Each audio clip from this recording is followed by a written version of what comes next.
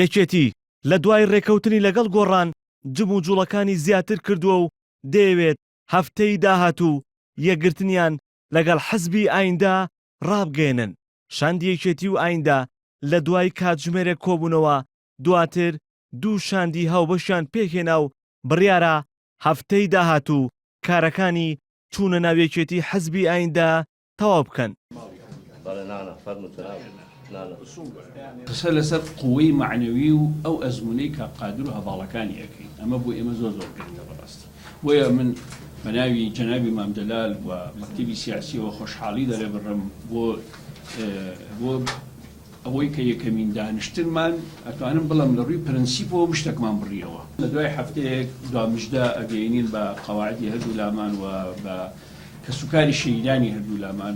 شاندە هاوبەشەکە یەکێتی و ئایندا وردەکاری ڕێکەوتنەکە و مافی امتیازی ئایندا لە ناو یەکێتی تاوتوێ دەکەن و لەسەر میکانیزمەکەی ڕێک دەکەون کە ئەندام و کادرانی ئایندا لە ئۆرگانەکانی یەکێتیدا چۆن دابنێن.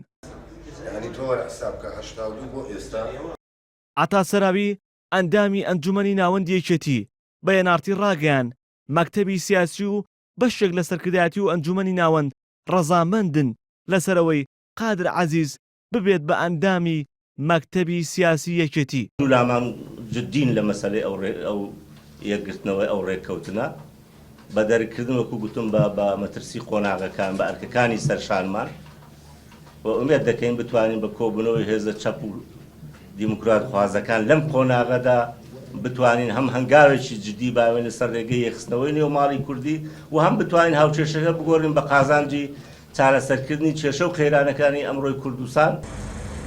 جگە لە حزبی ئایندا حزبی زەحمەتکێشانی کوردستانیش دەڵێت پارتی یەکێتی لە هەوڵدان کە لەگەڵیان نزیک ببنەوە و داوای کاری هاوبەش و یەکگرتنیان لێکردوون.